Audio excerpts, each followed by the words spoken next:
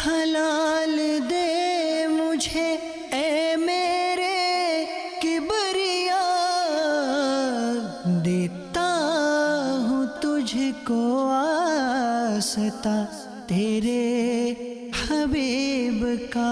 الحمدللہ رب العالمین والصلاة والسلام علی سید المرسلین، اما بعد فاعوذ باللہ من الشیطان الرجیم، بسم اللہ الرحمن الرحیم۔ الصلاة والسلام علیک یا رسول اللہ وعلی آلک واصحابک یا حبیب اللہ۔ الصلاة والسلام علیک یا نبی اللہ وعلی آلک واصحابک یا نور اللہ۔ میرے پیارے اور محترم اسلامی بھائیوں اور مدنی چینل کے ناظرین، مدنی چینل کے سلسلے احکام تجارت میں آپ سب کو مرحبا کہتے ہیں۔ میرے پیارے اسلامی بھائیوں، سلسلے کی خصوصیت یہ ہوا کرتی ہے کہ بزنس مین اسلامی بھائی، تجارت کرنے والے اسلامی بھائی، بلکہ نہ صرف بزنس مین بلکہ روزی کمانے کے جو ذرائع لوگ اختیار کرتے ہیں، چاہے وہ جاب کرتے ہوں، چاہے وہ کمیشن کا کاروبار کرتے ہوں، چاہے کوئی اور کام کرتے ہوں، کھیتی باڑی کرتے ہوں، ان تمام اسلامی بھائیوں کے لیے اس سلسلے میں رہنمائی کا سامان ہوا کرتا ہے۔ آپ کی کالز ہم اپنے سلسلے میں شامل کرتے ہیں، آپ کی کالز پر ہم مفتی صاحب سے جوابات بھی لیا کرتے ہیں۔ آج کا سلسلہ اسپیسیفکلی خصوصی طور پہ کسی ایک مارکیٹ یا کسی ایک شعبے کے لیے نہیں، بلکہ آج کا سلسلہ چونکہ کچھ دنوں کے بعد ہو رہا ہے، ہم نے آپ کے لیے اس کا موضوع اوپن رکھا ہے، اس کا موضوع ایک طرح سے آپ کے لیے کھلا ہوا ہے۔ آپ تجارت کے متعلق کسی بھی سوال کو ہمارے سلسلے میں شامل کر سکتے ہیں۔ میرے پیارے اور محترم اسلامی بھائیوں، درود پاک کی ایک بڑی پیاری فضیلت سنتے ہیں۔ سرکار مدینہ منورہ، سردار مکہ مکرمہ صلی اللہ تعالی علیہ وسلم کا فرمان برکت نشان ہے: اے لوگوں، بے شک بروز قیامت اس کی دہشتوں اور حساب کتاب سے جلد نجات پانے والا شخص وہ ہوگا جس نے تم میں سے مجھ پر دنیا کے اندر بکثرت درود شریف پڑھے ہوں گے۔ سبحان اللہ۔ دنیا میں جہاں کہیں ہیں، آئیے مل کر اپنے آقا و مولا صلی اللہ تعالی علیہ وسلم کی بارگاہ میں ہدیہ درود و سلام پیش کرتے ہیں۔ صلو علی الحبیب صلی اللہ تعالی علی محمد صلی اللہ علیہ وسلم۔ پیارے اور محترم اسلامی بھائیوں، تجارت، بزنس کرنا، مال کمانا، اور اگر کوئی مال کماتے کماتے مالدار بن جاتا ہے تو نارملی ہمارے معاشرے میں اسے اچھے الفاظ میں یاد نہیں کیا جاتا۔ مالداروں کو لوگ بہت زیادہ ڈیگریڈ بھی کرتے ہیں، یہ ایسا سمجھتے ہیں کہ پیسے کما لیے اگر کسی نے تو وہ اسلامی شخصیت نہیں ہو سکتا، وہ دینی شخصیت نہیں ہو سکتا، اس نے غلط کام کر کر ہی پیسے کمائے ہوں گے۔ یقیناً آج کے دور میں حلال ذریعے سے بہت زیادہ پیسے کمانا آسان نہیں، لیکن ہر مالدار ہی غلط ہو یہ کہنا بھی درست نہیں۔ جن کے تجارتی قافلوں کی دھوم پڑ جاتی تھی، جب ان کا مال امپورٹ ہوتا تھا مدینہ منورہ میں، تو مارکیٹ کو وہ کنٹرول کیا کرتے تھے، اور اس کے ساتھ ساتھ وہ کیسی دینی شخصیت تھے، وہ مسلمانوں کے کیسے مقتدا تھے۔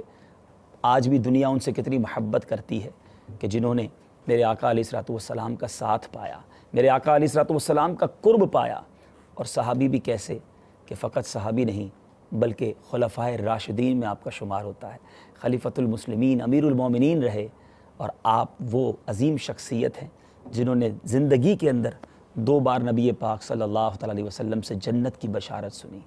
ذوالنورین بھی آپ کا لقب رہا۔ امید ہے آپ سبھی اسی شخصیت تک پہنچ چکے ہوں گے۔ یہ ایک بزنس مین تھے اور تجارت کیا کرتے، مگر تجارت کے ساتھ ساتھ جو دین کی خدمت کی، دین کے پرچم کو سر بلند کرنے کی کوشش کی، سیدنا عثمان غنی رضی اللہ تعالیٰ عنہ میری مراد ہے۔ تو میرے پیارے اسلامی بھائیوں، یہ بات سمجھ آتی ہے کہ بزنس کر کے بھی دین کی خدمت کی جا سکتی ہے، بزنس کرتے ہوئے بھی، تجارت کرتے ہوئے بھی اپنے دین کے شرعی تقاضوں کو پورا کیا جا سکتا ہے، علم دین سیکھا بھی جا سکتا ہے، نیکی کی دعوت بھی دی جا سکتی ہے۔ مفتی صاحب ہمارے ساتھ موجود ہیں، آپ کی کال ہم اپنے سلسلے میں شامل کریں گے۔ مفتی صاحب، سیدنا عثمان غنی رضی اللہ تعالیٰ عنہ، یہ بھی ایک تاجر، یہ بزنس مین، اور ان کا مقام بھی کتنا بلند ہے۔ میں یہ بات ناظرین سے کر رہا تھا کہ نارملی اگر کوئی بزنس مین ہوتا ہے، کوئی پیسے والا بن جاتا ہے، تو لوگ نارملی یہ بدگمانی کرتے ہیں کہ یہ جناب آدمی ٹھیک نہیں ہوگا۔ تو ایسا ضروری نہیں ہے، اگر حلال روزی کما کر اپنے تمام دینی فرائض کو کوئی پورا کرے تو یہ اچھی بات ہے۔ کیا فرماتے ہیں؟ جی ہاں، بالکل۔ پیسے والا دو کنسیپٹ ہیں، ایک آپ نے بیان فرمایا وہ، اور ایک یہ ہے کہ بعض لوگ یہ سمجھتے ہیں کہ تجارت جو ہے وہ شاید یہ اسلامی پابندیوں کا اور قوانین کا اور اسلامی احکام کا اس پہ اطلاق نہیں ہوتا، ٹھیک ہے، بس جو مارکیٹ پریکٹس ہے اس کے مطابق کرتے رہیں۔ تو یہ بھی ایک کانسیپٹ ہے، جی، بہت سارے لوگوں کی غلط فہمی ہے۔ ایسا نہیں ہے، تجارت بھی شریعت کے ضابطوں میں سے ایک ضابطہ ہے، اس کے بھی احکام ہیں، اس میں بھی حلال و حرام ہیں. تو اور یہ بھی ضروری نہیں کہ جو شخص جس کے پاس زیادہ پیسہ آ جائے تو وہ پھر دیندار نہ ہو. بہت سارے ایسے لوگ ہیں اور اس مال سے بہت ساری نیکیاں بھی کمائی جا سکتی ہیں. بالکل. اور اگر صحیح جگہ اس کا خرچ ہو، یہ بات ضرور یاد رکھی جائے کہ کمایا بھی حلال جائے. ایک اعتبار سے مال والا جو شخص ہے وہ فارغ البال نہیں ہوتا، مطلب اس کو ایک الجھنیں ہوتی ہیں، لیکن ضروری نہیں کہ ہر مالدار الجھنوں کا شکار ہو. لیکن مالدار کے پاس عبادت کے لیے بہت سارا وقت ہو سکتا ہے ماشاءاللہ اگر وہ اپنے آپ کو کچھ ایڈجسٹ کر لے، ایڈجسٹ کرنا چاہے. اب جن لوگوں کی فیکٹریاں ہیں، مل ہیں، بہت سارے جو نا ایسی ٹائمنگز ہیں ان کو 2-4 گھنٹے کے لیے جانا پڑتا ہے. بالکل ایسا ہی. ان کے پاس تو وقت ہی وقت ہے. اب مالدار لوگ جو ہیں پھر اپنے وقت کے لیے ممبرشپ لیتے ہیں کسی کلب کی، کسی مطلب کہ ہوٹلوں میں پروگرام اٹینڈ کرنا ان کا وتیرہ بن جاتا ہے. جائز پروگرام اٹینڈ کرنے میں حرج بھی نہیں ہے. پھر وہ دیکھتے ہیں کہ ہم اپنا وقت کیسے صاف کریں، کہاں کیسے یوز کریں. اور پھر ایک چیز آتی ہے اسٹینڈرڈ، کہ جناب آپ انہوں نے جو ہے وہ ایک محدود اسٹینڈرڈ کے لوگوں میں بیٹھنا ہے، اس سے نیچے نہیں آنا. تو یہ جو چیز ہے پھر ان کو ان کی سوچ کو ایک ہی زاویے پر لیے مطلب کھینچتی چلی جاتی ہے. دین سے بھی دور ہو جاتے ہیں، نیک لوگوں کی صحبت میں بھی نہیں آ پاتے. بہت پیاری بات کی میرے پیارے اسلام بھائی ہمارے مفتی صاحب نے کہ جو ویل سیٹ ہے، جو بزنس مین ہے، اس کے پاس ایک عام جو مزدور آدمی ہے جو بہت زیادہ ہینڈ ٹو ماؤتھ چل رہا ہے، اس بعض اوقات اس سے زیادہ وقت ہوتا ہے. اب وہی بات ہے، وقت کا صحیح استعمال کر لیا جائے تو بزنس کے ساتھ ساتھ جنت بھی کمائی جا سکتی ہے. اس فارغ وقت میں نمازیں، تلاوت، علم دین سیکھنے کا جذبہ، مدنی قافلوں میں سفر زہ نصیب. تو عثمان غنی رضی اللہ تعالیٰ عنہ کے مبارک نام سے ہم نے اپنے سلسلے کا آغاز کیا، اور وہ بھی ایک بزنس مین ہمارے لیے واقعی مشعل راہ ہیں. اور پھر سخاوت کیسی تھی کہ آج رہتی دنیا سیدنا عثمان غنی رضی اللہ تعالیٰ عنہ کی سخاوت کا چرچا بیان کرتی ہے. ان کے لیے، ان کی سخاوت کے لیے دعا کرتے ہیں کہ اللہ تعالیٰ ان کی سخاوت کا کوئی ذرہ ہمیں بھی عطا فرمائے. آپ کی کالز یقیناً ہمارے سلسلے میں ہم شامل کریں گے. مفتی صاحب، پارٹنرشپ، بزنس کی بہت ساری ٹرمینالوجیز ہیں اور لوگ اکیلے بزنس بھی کرتے ہیں، لیکن پارٹنرشپ کا رجحان بڑھتا بھی جا رہا ہے. اور یہ بعض اوقات ضروری ہو جاتا ہے، کسی ایک کے پاس پیسہ ہوتا ہے، بعض اوقات کسی ایک کے پاس سروس ہوتی ہے، بعض اوقات دونوں پیسے ملاتے ہیں. تو کچھ پارٹنرشپ کی بیسکس پر اگر آپ سے ہم رہنمائی لیں کہ پارٹنرشپ جو ہے یہ شرعی ٹرمینالوجیز میں، ہماری شرعی اصطلاحات میں وہ کتنے قسم کی ہوتی ہے؟ دیکھیے، پارٹنرشپ کا اردو یا عربی میں ترجمہ ہے وہ ہے شرکت یا شراکت. شراکت داری، حصے داری. حصے داری دو طرح کی ہوتی ہے. ٹھیک ہے. ایک ہوتی ہے شرکت ملک، یعنی ایسٹس کے اندر اور چیزوں کے اندر ملکیت کا ہونا. ٹھیک ہے. جیسے بہت ساری کمپنیاں جو ہیں اپنے شیئر مارکیٹ میں فروخت کرتی ہیں. ٹھیک ہے. تو وہ لوگوں کو اپنے مطلب کہ معاہدوں کے اندر تو فریق نہیں بناتی، شامل نہیں کرتی، اپنے ایسٹس بیچتی ہے وہ. پھر ان کی ویلیو بڑھ جاتی ہے، کم ہو جاتی ہے، اس پر لوگوں کے نفع اور نقصان کا دار و مدار ہوتا ہے. اسی طریقے سے کوئی بھی دو افراد مل کر ایک پلاٹ خرید لیتے ہیں کہ جناب یہ مہنگا ہو جائے گا تو ہم دونوں کو فائدہ پہنچے گا. ٹھیک ہے. تو شرکت کی یہ جو قسم ہے شرکت ملک کہلاتی ہے. ٹھیک ہے. یہ جو دو مثالیں میں نے آپ کو دی، ان کا مقصود انویسٹ ہوتا ہے. ٹھیک ہے. بسا اوقات شرکت ملک پائی جاتی ہے لیکن وہاں انویسٹ مقصود نہیں ہوتا. ٹھیک ہے. کسی کا انتقال ہو گیا، مر جانے کے بعد جو کچھ ترکہ چھوڑا تمام شرکاء اس کے مالک ہیں. ٹھیک ہے. پہلے وہ ایک کی ملکیت تھا، وہ تمام ورثہ، اب جتنے بھی مطلب اس کی بیوہ ہے، بیٹا بیٹی ہیں، تمام کے تمام ورثہ کا اس میں حصہ آ گیا. ٹھیک ہے. سارے اس کے مالک ہیں. اب اس کا نفع بھی سب میں برابر، نقصان ہوگا تو ہر ایک کے حصے کے مطابق کوئی چیز ٹوٹ پھوٹ جاتی ہے، ضائع ہو جاتی ہے. تو شرکت ملک کی دوسری قسم وہ ہے. ٹھیک ہے. جہاں کوئی انویسٹ تو مقصود نہیں ہے لیکن ایک ضابطے کے طور پر اور احکام کے طور پر ہم دیکھتے ہیں تو وہ شرکت ملک بنتی ہے. ٹھیک. اور جو لوگ اس کا خیال نہیں رکھتے اور جس کے ہاتھ میں ترکے کا بندوبست ہوتا ہے وہ سمجھتا ہے کہ یہ میرا ہی مال ہے جناب، میں ہی اس سے فائدہ اٹھاتا رہوں، اس پر میرا ہی حق ہے، اور خاص طور پر عورتوں کا تو کوئی حق سمجھا ہی نہیں جاتا، تو وہ غلطی پر ہیں. ٹھیک. مرنے کے بعد جتنے بھی ورثہ ہیں ہر ایک کا اپنے اپنے حصے کے مطابق اس پر ملکیت اس کی بنتی ہے. ٹھیک. علماء سے رہنمائی لی جائے کس کی کتنی ملکیت بنتی ہے، کافی تفصیل ہوتی ہے اس میں. جی جی. مطلب مختلف صورتیں ہوتی ہیں، کبھی کسی کو زیادہ حصہ ملتا ہے، کبھی کسی کو کم ملتا ہے حصہ. تو یہ نہ سمجھا جائے کہ کوئی ایک شخص جو ہے اس کے ہاتھ میں انتظام ہے تو وہ سمجھے میں ہی مالک ہوں. تو شرکت ملک کی یہ صورتیں تھیں. شرکت کی دوسری صورت ہے کہ شرکت عقد. ٹھیک ہے. یعنی جس کا مقصود ہی انویسٹ ہوتا ہے. ٹھیک ہے. سرمایہ کاری ہوتا ہے, نفع اٹھانا ہوتا ہے. ویسے تو فقہا نے 2 اس کی قسمیں بیان کی ہیں, شرکت عنان اور شرکت مفاوضہ. شرکت مفاوضہ تو نہ ہونے کے برابر ہے, شرکت عنان ہی پر میں گفتگو کروں گا. شرکت عقد یہ ہوتی ہے کہ 2 شخص ایک ایگریمنٹ کریں. عقد کا ترجمہ ایگریمنٹ, ایک معاہدہ کریں اپنے پیسوں کو ملا کر. ایک صورت تو یہ ہے کہ اپنے پیسوں کو ملا کر ایک کام کا آغاز کریں اور اس پر پھر نفع نقصان کے وہ حقدار ٹھہریں. عام طور پر پریکٹس میں زیادہ تر یہی شرکت کی جاتی ہے, اسی کو پارٹنرشپ کہا جاتا ہے. ٹھیک ہے. دوسری جو صورت ہے شرکت کی وہ یہ ہے کہ پیسہ کسی کے پاس بھی نہیں ہے, دونوں اہل فن اور اہل حرفت ہیں, ٹیکنیکل لوگ ہیں. مثال کے طور پر 2 ریئل اسٹیٹ کے بروکر ہیں, مارکیٹ پر بڑی گرفت ہے انہیں, اور وہ جو ہیں دونوں مل کر یہ فیصلہ کرتے ہیں کہ ہمیں کون سا سرمایہ لگانے کی ضرورت ہے, ہم نے تو آفس کھولنا ہے اور بروکری لینی ہے لوگوں سے. اسی طریقے سے 2 ڈاکٹر ایک کلینک کھول کر بیٹھ جاتے ہیں, 2 درزی جو ہے وہ ایک دکان کھول کر بیٹھ جاتے ہیں کہ ہم لوگوں کو جو ہے کپڑے جو بھی کام آئے گا ہم کر دیں گے. یہ شرکت عمل ہے. تو پھر ایک شرکت کی اور صورت ہوتی ہے, وہ بھی اس میں بھی تجارت ہوتی ہے. ٹھیک ہے. پیسہ لیکن دونوں کے پاس نہیں ہوتا, دونوں مل جاتے ہیں کہ ٹھیک ہے ہماری مارکیٹ میں ایک ویلیو ہے, گڈ ول ہے, تو ہم لوگوں سے ادھار مال خریدیں گے اور بیچیں گے. تو شرکت کی یہ 3 صورتیں ہیں کہ پیسہ ملا کر شرکت کی جائے, شراکت داری کی جائے, پارٹنرشپ کی جائے. دوسری صورت یہ ہے کہ دونوں اہل فن ہیں, اہل حرفت ہیں, ٹیکنیکل لوگ ہیں, دونوں اپنے اپنے کام کریں, جو بھی سروسز انجام دیں اپنی. اور تیسری صورت یہ ہے کہ دونوں اپنی ساخت اور اپنی وجاہت کی بنیاد پر مارکیٹ سے کام پکڑیں اور اسے انجام دیں. تو شرکت کی یوں یہ مختلف اقسام بنتی ہیں. پیسہ میرا ہے, ایک بندہ کہتا ہے, باقی دوسرا کہتا ہے میں ورکنگ کروں گا, تو یہ ورکنگ پارٹنرشپ ہوتی ہے, پارٹنرشپ نہیں ہوتی ہے؟ لفظی طور پر تو یہ پارٹنرشپ ہے کہ 2 افراد مل کر کام کر رہے ہیں, لیکن فقہی اصطلاح میں یہ مداربت ہے. ٹھیک ہے. ایک شخص کا پیسہ ہو اور ایک کا کام ہو تو یہ شرکت نہیں ہے, یہ مداربت ہے. اب شرکت اور مداربت میں فرق کیا ہے؟ جی دیکھیے, دونوں نے سرمایہ ملایا تو دونوں جو ہیں دونوں پر نقصان آئے گا. کتنا آئے گا یہ ایک الگ بات ہے. ٹھیک ہے. اور جو نفع ہوگا اس میں کمی بیشی ہو سکتی ہے, مختلف اس کی صورتیں ہیں. لیکن مداربت کے اندر یہ ہوتا ہے کہ جس کا پیسہ ہے نقصان سارا اس پر ہے. اچھا, جو کام کر رہا ہے اس پر نقصان نہیں ہوگا؟ اس پر نقصان نہیں ہے. ٹھیک ہے. اس کی محنت کا نقصان ہے. مثال کے طور پر 6 مہینے کام کیا, سال کام کیا, اس نے جو بھی کام کیا, اگر نفع نہیں ہوگا تو اس کی محنت ضائع ہو گئی. ٹھیک ہے.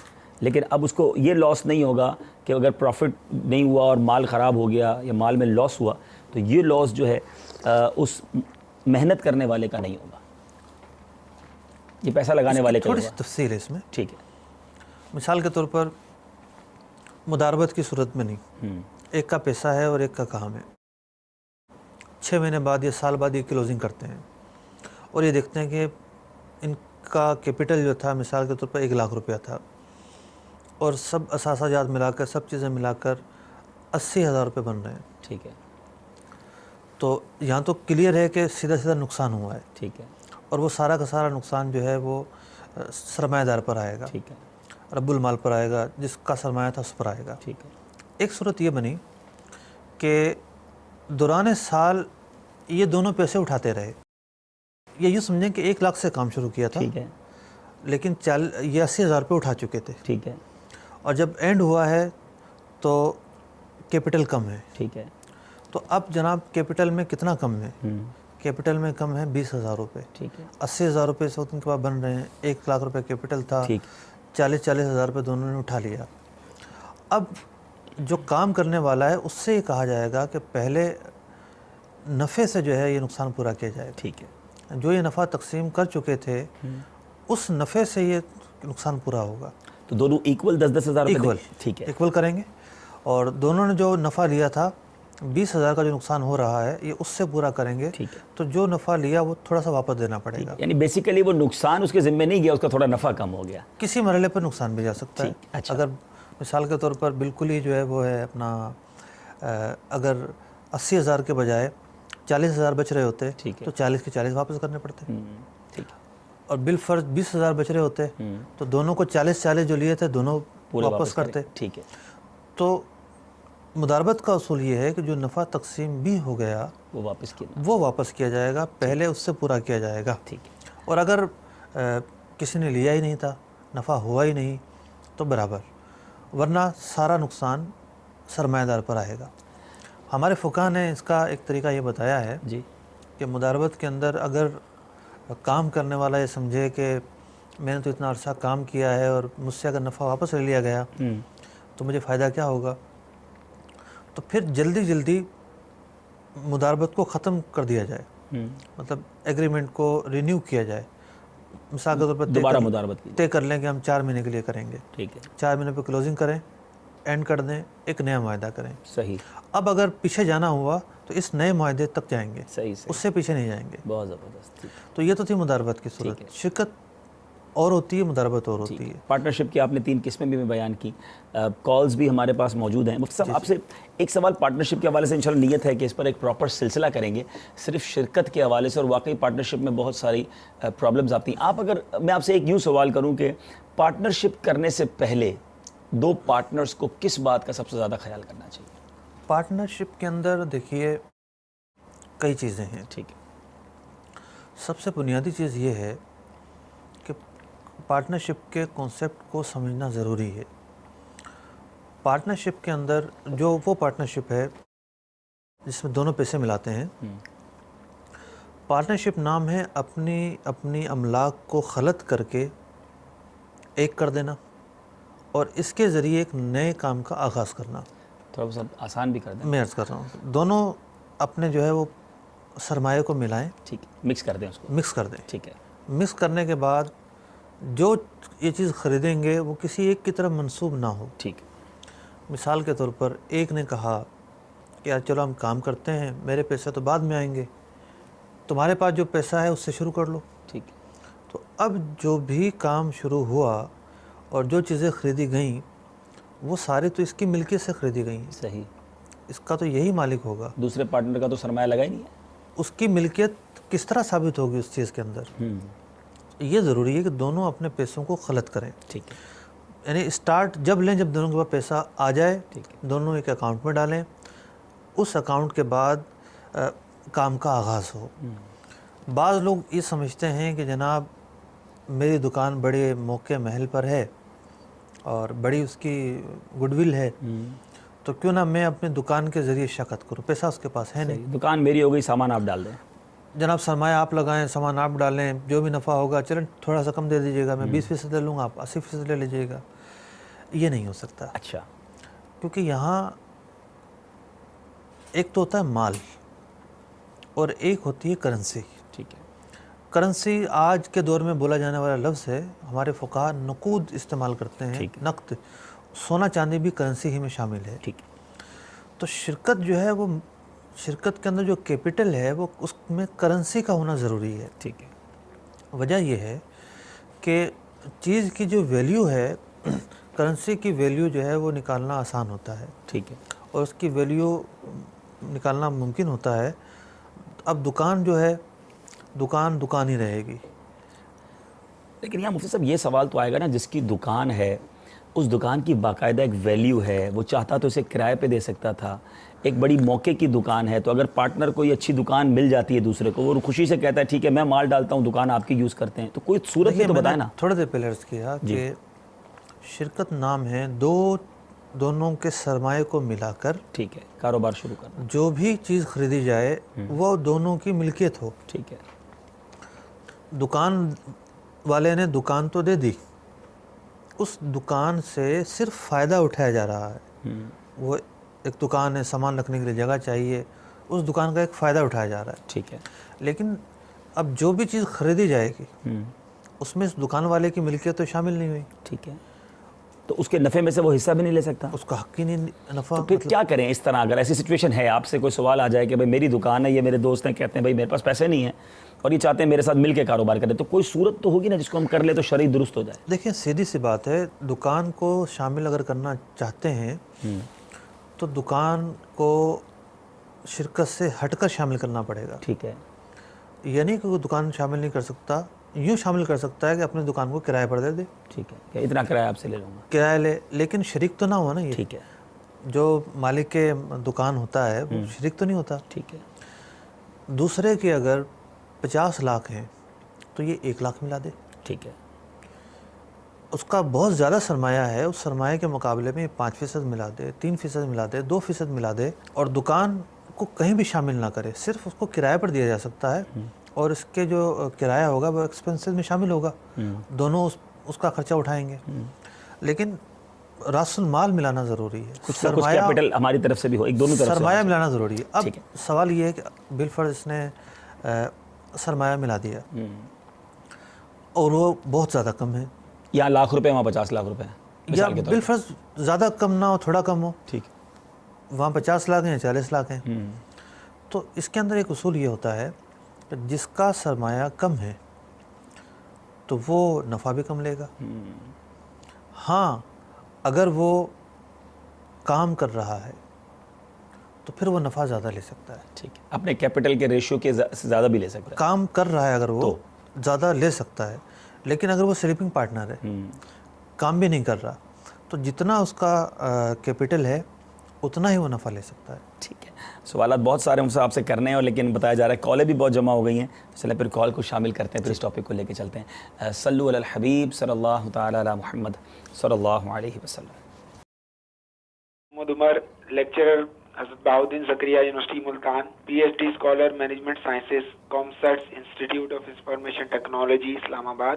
ماشاءاللہ احکام تجارت سلسلہ جہاں تجارت کے متعلق، روزگار کے متعلق شرعی رہنمائی دیتا ہے، وہاں نوجوانوں کو بالخصوص جو ہمارے ناظرین ہیں بالعموم ان سب کو اسلام کے متعلق بنیادی معلومات بھی دیتا ہے، اور کس طرح ہم نے اپنے رزق کو حلال کرنا ہے، اس حوالے سے بڑی اچھی اور مفید معلومات کا حامل یہ سلسلہ ہے. اللہ تبارک تعالیٰ ہمارے مفتیان کرام کا سایہ ہم پر سلامت رکھے. ان کے فیضان سے دنیا بھر میں سرکار صلی اللہ علیہ وآلہ وسلم کی سنتوں کو عام کرنے میں ہمیں بھی اپنا حصہ ڈالنے کی توفیق دے. آمین. سوال میرا شرکت کے حوالے سے چونکہ موضوع چل رہا ہے، عرض یہ کرنا ہے کہ جو کمپنی کے اندر شیئرز خریدے جاتے ہیں اور شیئر پرچیز کرنے کے بعد یوں سمجھ لیں کہ بیلنس شیٹ کی ایک سائڈ پر اگر کیپٹل رکھا جائے تو شیئر ہولڈرز کا سرمایہ، اور دوسری طرف ایسٹ سائڈز پر یہ اثاثہ جات آ جاتے ہیں. تو یہ شیئر ہولڈرز صرف اپنا سرمایہ انویسٹ کرتے ہیں، جبکہ کاروبار کو چلانے والے ڈائریکٹرز ہوتے ہیں، وہ حصہ داران بھی ہوتے ہیں، مینیجرز ہوتے ہیں، اور پروفیشنل حضرات رکھے جاتے ہیں جو کمپنی کا نظام چلاتے ہیں. تو یہ شرکت کی کون سی قسم ہے؟ اور دوسرا یہ کہ جس کمپنی کے اندر یا کمپنی کے ڈائریکٹرز نے سودی قرضے لے کر کاروبار کو چلایا ہو، اس کمپنی کے شیئرز خریدنا کیسا ہے؟ جزاک اللہ خیرا فی الدارین. السلام علیکم ورحمۃ اللہ وعلیکم السلام ورحمۃ اللہ وبرکاتہ. السلام علیکم ورحمۃ اللہ وبرکاتہ. وعلیکم السلام ورحمۃ اللہ مبشر وبرکاتہ. حسین لاہور سے بات کر رہا ہوں. مجھے احکام تجارت میں یہ پوچھنا ہے کہ اگر ہم لوگ بزنس جو کرتے ہیں مختلف کمپنیز سے، جو سیلز مین یا مارکیٹنگ کے لوگ آتے ہیں، ان کو کمیشن کے اوپر فردر بزنس لانے کے لیے جو کمیشن آفر کرتے ہیں، اس کے بارے میں کیا احکامات ہیں؟ اللہ عز و جل آپ پر کرم اور ہم پہ بھی آپ کے سب کے کرم فرمائے. آمین بجاہ نبی جل. جزاک اللہ. السلام علیکم ورحمۃ اللہ وبرکاتہ. وعلیکم السلام ورحمۃ اللہ وبرکاتہ. میرا نام محمد اکرم اطاری ہے، نور کالونی حویلی لکھا رہا ہوں. میں مفتی صاحب سے یہ پوچھنا چاہتا ہوں کہ حضور 2 پارٹنر ہیں، بزنس کر رہے ہیں، تو اس جو بزنس کر رہے ہیں تو اس میں ظاہری بات ہے زکوٰۃ بھی ہوگی، تو وہ زکوٰۃ ادا کرنے کا طریقہ ان کا کیا ہوگا کہ وہ اپنی زکوٰۃ وہ مطلب ہے کہ زکوٰۃ کا حساب کر کے اپنی جس کو مرضی ہے اس کو دیں یا اکٹھی ادا کریں؟ اور دوسرا یہ پوچھنا تھا کہ حضور ہمارے ادھر پٹھے وغیرہ ہیں وہاں پر منشی رکھے جاتے ہیں، یعنی کہ وہ سارا نظام چلانے کے لیے لکھنے کے لیے، تو مالک جو ہے وہ اپنے اس منشی کو اس ملازم کو وہ جو نظام چلا رہا ہوتا ہے کے پیچھے کوئی جاسوس لگا سکتا ہے چیک کرنے کے لیے؟ اگر لگائے تو ایسا کرنا کیسا کہ آپ دیکھیں یار یہ کہیں گڑبڑ تو نہیں کر رہا؟ اس کے بارے میں جواب عطا فرمائے، جزاک اللہ خیر۔ السلام علیکم ورحمۃ اللہ وبرکاتہ۔ وعلیکم السلام ورحمۃ اللہ وبرکاتہ۔ بہت شکریہ، آپ سب نے کال کیا، مرحبا کہتے ہیں۔ محمد عمر اتاری ملتان سے تھے، پروفیسر صاحب تھے، کمپنی کے شیئرز کے حوالے سے حضور بات کر رہے تھے۔ 2 سوال تھے ان کے۔ جی پہلا سوال یہ تھا کہ جو لوگ شیئرز خریدتے ہیں تو یہ بھی ایک شراکت ہے، شروع میں آپ نے اس کی مثال بھی دی تھی، تو یہ جو ہے وہ کس اس کے اندر آئے گا؟ ہوتا یہ ہے کہ کسی بھی کمپنی کو جب پیسے کی ضرورت ہوتی ہے وہ بجائے بینک سے لون لینے کے اور قرضہ لینے کے عام طور پر یہ کرتی ہے کہ پبلک سے جو ہے وہ پیسہ لیتی ہے، ٹھیک، اور اپنے مختلف تناسب سے 10%، 20% جتنا بھی اس کو بیچنا ہوتا ہے مارکیٹ میں لے آتی ہے اپنے اثاثہ جات کو، اپنی جو اس کی قیمت ہوتی ہے ویلیو لگا کر، اور اس کے پھر ٹکڑے کر دیتی ہے، ٹھیک، کہ جناب اس کے 20% کے مثال کے طور پر 2 لاکھ ٹکڑے بن رہے ہیں اور ایک حصے کی قیمت 10 روپیہ ہے، ٹھیک ہے، تو فرسٹ ٹائم پہ وہ 10 روپے کا شیئر مارکیٹ میں آ جاتا ہے، تو یہ جو 10 روپے کا شیئر ہے یہ کمپنی کے اثاثہ جات 20% اثاثہ جات کی مثلاً جو 1 لاکھ حصے کیے گئے یہ اس کی ویلیو ہے، ٹھیک ہے، تو یہ خریدنا اس کمپنی کے اندر جزوی طور پر چھوٹے سے تناسب میں ملکیت حاصل کرنا ہے، ٹھیک ہے، تو شیئرز خریدنے والا اس کمپنی کا ایک چھوٹے سے حصے میں مالک بنتا ہے، اور پھر ان کے اپنے اصول ہوتے ہیں کہ جناب جس کے اتنے فیصد شیئر ہوں گے وہی شخص جو ہے عمل دخل کا حق رکھتا ہے، اس کے علاوہ کسی کو عمل دخل کا حق نہیں ہوگا، تو مختلف معاملات ہوتے ہیں۔ اب شرعی حیثیت کیا ہے اس پورے عمل کی؟ یعنی یہ پارٹنرشپ کی وہ جو آپ نے قسم بتائی تھی کہ یہ جو ملکیت والی پارٹنرشپ ہے، جو آپ نے شراکت ملکیت والی بتائی تھی، یہ وہ قسم ہو گئی؟ جی ہاں، تو یہ شراکت داری تو ہے، لیکن یہ چھوٹے سے حصے کی ایک طرح سے ملکیت حاصل کر لی، چھوٹے سے حصے کی ملکیت۔ اب آپ اس کے یہ جواب دیجئے کہ اگر کوئی ایسی کمپنی ہے کہ جو غیر شرعی کام کرتی ہے تو اس کی شیئرز لینا؟ دیکھیے شیئرز کی شرعی حیثیت کے حوالے سے تو مختلف صورتیں ہیں۔ ایک تو یہ ہے کہ یہ نام ہے ملکیت لینے کا، کچھ خریدنے کا، ٹھیک ہے، بعض کمپنیاں معرض وجود میں بھی نہیں آئی ہوتی، کاغذات میں ہوتی ہے، اور اس کے شیئر بھیج دیجئے، پہلے سے اس کے شیئر آ جاتے ہیں، ٹھیک ہے، تو یہاں تو کوئی ملکیت ہی نہیں ہے کہ جو خریدا جائے، یہ تو واضح ہر ایک جان سکتا ہے کہ ناجائز ہے۔ پھر یہ ہوتا ہے کہ جب آپ کسی چیز کو خرید رہے ہیں تو وہ ہے کیا؟ اب کوئی سودی ادارہ ہے، کوئی مثال کے طور پر شراب کا اڈا ہو اور وہ اپنے شیئرز لے آئے کہ جناب میری ایک کمپنی ہے الکوہل بناتی ہے اور مجھے پیسے کی ضرورت ہے، میرے شیئر خریدیں آپ، تو وہ جو پروڈکٹ ہے وہ ہے ہی ناجائز اور حرام کام پر مشتمل، ٹھیک ہے، تو اس کے شیئرز خریدنا، اس میں مالک بننا، اس کمپنی کا حصہ بننا کس طریقے سے جائز ہو سکتا ہے؟ ٹھیک ہے، اسی طریقے سے بات صرف مالک بننے کی نہیں ہے، بات ہے نفع اٹھانے کی، کہ کمپنی اپنے صرف ایسٹ سے نہیں بلکہ اپنے کاروبار سے جو ہے نفع دیتی ہے، ہاں، جو اس کا فنڈ بنتا ہوگا، پروفٹ ہوتا ہے، پھر اس سے نفع دیتی ہے، ٹھیک ہے، تو دیکھا یہ جائے گا کہ کمپنی کا کے کاروبار کا طریقہ کار کیا ہے۔ ٹھیک ہے، اب بہت ساری کمپنیاں ایسی ہیں کہ جو سود پر پیسہ دیتی تو نہیں ہیں، سود لیتی ہیں، ٹھیک ہے، اور آمدنی کا بہت بڑا حصہ ان کا سود میں چلا جاتا ہے، سود کا لین دین جزو لا ينفق ہے۔ پھر شیئرز کی مختلف قسمیں ہیں، بعض شیئرز تو ایسے ہیں کہ آپ خرید لیں اور ان کی قسم ہی وہ ہوتی ہے کہ جہاں فکس نفع ہوتا ہے، اور صرف ایک قرضے کی صورت ہوتی ہے کہ اصل میں آپ مالک نہیں بن رہے، بس یہ رسید لے کر آپ ایک پیسہ دے رہے ہیں، اس پر آپ کو اتنا فیصد نفع سالانہ ملے گا، اس صورت میں تو ویسے ہی ناجائز ہونا واضح ہے۔ ٹھیک ہے، لیکن اوورآل جو ہے جو کمپنیاں جس طریقے سے کام کرتی ہیں ان کا کوئی شرعی آڈٹ نہیں ہوتا، وہ حلال و حرام کی کوئی تمیز نہیں رکھتی. یعنی ایک تو یہ نا ایک شخص خود کام کر رہا ہے تو وہ حلال و حرام کی تمیز کرتا ہے اور وہ جائز کو اپناتا ہے، حرام سے بچتا ہے. لیکن اگر وہ یہ سمجھے کہ نہیں میں سب سے آنکھیں بند کر لوں اور میں یوں پیسہ اپنا انویسٹ کروں، تو پھر ہم یہ پوچھیں گے اس سے کہ کیا آپ جہاں پیسہ لگا رہے ہیں وہاں حلال و حرام کی تمیز کی جاتی ہے، سود سے بچا جاتا ہے، دیگر جو غیر شرعی معاملات ہیں ان سے ان کا خیال رکھا جاتا ہے یا نہیں؟ تو ایسا بہت کم ہے، شاید ہی کوئی کمپنی ہو جو ان چیزوں کا خیال رکھتی ہو. اگر کوئی رکھنا شروع کر دے ہمیں کوئی اعتراض بھی نہیں ہوگا.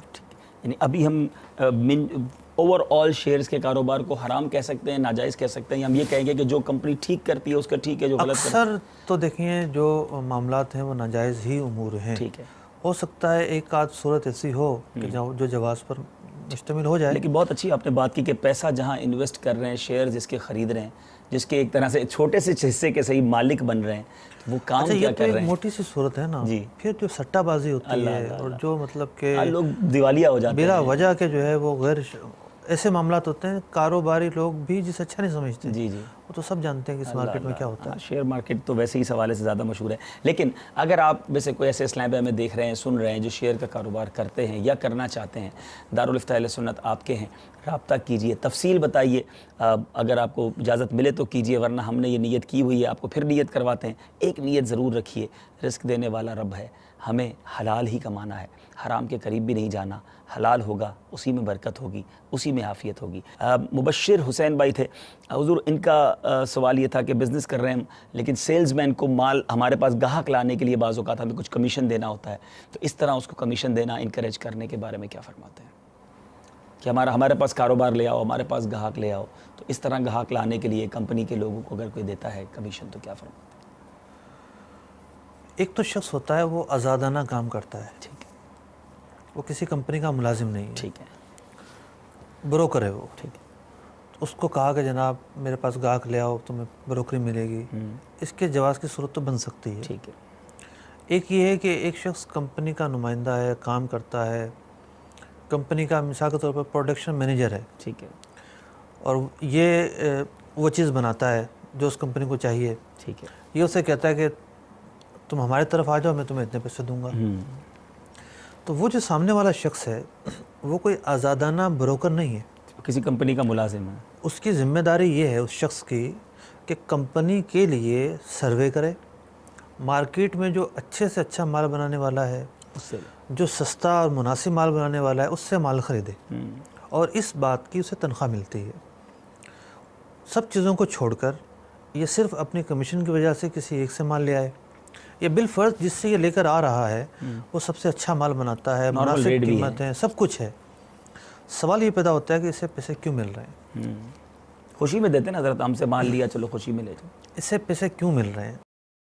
یہ شخص اپنا کام نکلوانے کے لیے اسے پیسے دے رہا ہے. ٹھیک ہے، وہ تو کمپنی کا ملازم ہے، اس کی بھاری تنخواہ ہے، ٹھیک ہے، اس کا کوئی استحقاق نہیں ہے. تو ایسے شخص کو اس موقع پر پیسے دینا یہ رشوت ہے. یہ رشوت کی مد میں ہے. بہت باریک معاملہ رشوت، ممکن ہے بعض لوگوں کو سمجھ میں نہ آئے لیکن یہ رشوت ہے. اللہ جو ایک آزادانہ طور پر کام کر رہا ہے مارکیٹ میں، کے مال لے اندر، بیچ کسی کر کا رہا ہے. ملازم نہیں ہے، اس کا کام یہی ہے کہ پارٹیوں کو ملوانا، اپنا کمیشن لینا. تو اگر ایسے کو کمیشن دی جاتی ہے تو وہ اس میں حرج نہیں ہے. ٹھیک ہے، بہت کلیئر ہو گیا ہوگا مبشر بھائی.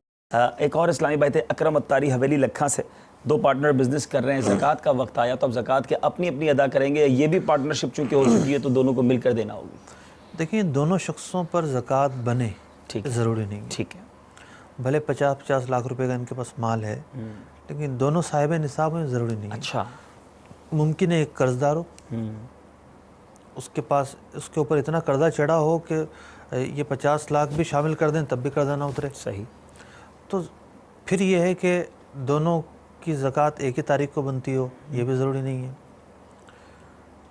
ہاں دونوں پہ زکوٰۃ بنتی ہے اور دونوں کسی ایک تاریخ میں نکالنا چاہتے ہیں جبکہ کوئی شرعی گناہ نہ ہو. صحیح ہے. مثال کے طور پر ایک پر محرم میں فرض ہو رہی ہے، دوسرے پر سفر میں فرض ہو رہی ہے، لیکن یہ اس سے پہلے نکال رہے ہیں، ایڈوانس نکال رہے ہیں، تو حرج نہیں ہے. ٹھیک ہے، تاخیر نہیں کرنا. تاخیر نہیں ہے. تو یہ یاد رکھیں کہ پارٹنرشپ کے اندر زکوٰۃ نکالنے کس چیز پر ہے. مثال کے طور پر تمام چیزیں ملا کر لاکھوں میں بات چلی جاتی ہے. صحیح ہے. زکوٰۃ ہر چیز پر تو نہیں ہے. صحیح. جو ان کا فرنیچر ہے اس پر زکوٰۃ نہیں ہے. کمپنی کی جو لوڈنگ کی گاڑیاں ہیں اس پر زکوٰۃ نہیں ہے. جو مشینریز ہے اس پر زکوٰۃ نہیں ہے. جو پروڈکشن ہے اس پر زکوٰۃ ہے. خواہ وہ خام مال کی صورت میں ہو خواہ وہ تیار مال کی صورت میں ہو, صرف اس پر زکوٰۃ ہوگی. جو ان کے پاس پیسہ ہے کمپنی کا اس پر زکوٰۃ ہے. پھر زکوٰۃ صرف کمپنی تک محدود نہیں ہے, ذاتی طور پر جو کچھ ہے الگ سے اس پر بھی زکوٰۃ ہے. جی تفصیل ہے اس کی کہ کن کن چیزوں پر زکوٰۃ ہے. پہلے بھی سلسلے کر چکے ہیں اور یہ بڑا اچھا مفتی صاحب نے ڈیفائن کر دیا کہ دونوں کا اکٹھے ہو کر نکالنا ضروری نہیں ہے اور دونوں پر زکوٰۃ فرض ہو یہ بھی ضروری نہیں ہے. تو جس پر جب فرض ہو اس حساب سے وہ نکالے. ہاں اگر مل کر ایڈوانس نکالتے ہیں اور کوئی شرعی طور پہ غلطی نہیں کرتے تو پھر اس کی اجازت بھی ہے. سب میں ایک دو دن پہلے ایک صاحب سے ملاقات ہوئی اور ایک کانسیپٹ ہے عوام کے اندر, جو قرض دار ہے جو مقروض ہے اس پر زکوٰۃ نہیں ہے. تو انہوں نے مجھے یہ سوال کیا کہ ہمارے ایک دوست ہیں وہ لاکھوں پتی ہیں لیکن کہتے ہیں مجھے کچھ لوگوں کے پیسے بھی دینے ہیں, تو کہتے ہیں مجھ پر تو زکوٰۃ ہی نہیں ہے. تو تھوڑا سا اس کو ڈیفائن کریں کہ اگر کوئی کسی سے کوئی 5 لاکھ کا مقروض ہے لیکن اس کے پاس 10 لاکھ روپے ہیں بھی, تو وہ 5 لاکھ دینے کے بعد جو بچے گا اس پر زکوٰۃ تو ہوگی نا, ورنہ وہ کہتے ہیں میں تو قرضہ لیے رکھتا ہوں تاکہ میں مقروض رہوں اور پھر مجھ پر زکوٰۃ نہ ہو. ہماری شریعت مطہرہ نے قرض کا خیال ضرور رکھا ہے, اور کسی کے پاس مثال کے طور پر 50 لاکھ روپے ہیں, 20 لاکھ کا قرضہ ہے, یہ حکم نہیں دیا کہ 50 لاکھ پر ہی زکوٰۃ دی جائے. ٹھیک ہے. یہ کہا ہے 20 لاکھ کو نکال دیا جائے. ٹھیک ہے. جو قرضہ ہے اس کے بعد جو بچے اس پر زکوٰۃ ہے. ٹھیک ہے. اب ایک شخص جو ہے وہ ہیلے بہانے سے کام لے تو اس کا تو کوئی حل نہیں ہے. ایک اور سوال بھی تھا ان کا. جی منشی والا. جی منشی صاحب کے لیے جاسوس رکھ سکتے ہیں کہ نہیں؟ کوئی پیشہ ور جاسوس تو رکھے نہیں جائیں گے. جی. مراد یہ ہے کہ کسی شخص کو کہہ سکتے ہیں کہ ذرا اس پر نظر رکھو. ٹھیک ہے. چیک اینڈ بیلنس تو ہونا ضروری ہے. ٹھیک ہے. اور نظام جو ہے وہ کھلا کھاتا کر کے نظام نہیں چلتے. اگر کوئی کمپنی میں کام کرنے والا آدمی مشکوک ہے اس پر نگاہ رکھی جا سکتی ہے. کسی کو کہا بھی جا سکتا ہے کہ اس پر ذرا نگاہ رکھو. مشکوک نہیں بھی ہے لیکن کیش کا لینا دینا ہے تو بندہ کہہ تو سکتا ہے نا, کوئی ایسی بات دیکھو تو مجھے بتا دینا. جی ہاں, اس میں حرج تو نہیں ہے. اس میں حرج. ٹھیک ہے. امید ہے کہ ہمارے اسلام کو جواب مل گیا ہوگا. چلتے ہیں مزید کالز کی طرف, دیکھتے ہیں کہاں سے اسلامی بھائی ہم سے کیا پوچھنا چاہتے ہیں. صلو علی الحبیب صلی اللہ تعالی علی محمد صلی اللہ علیہ وسلم.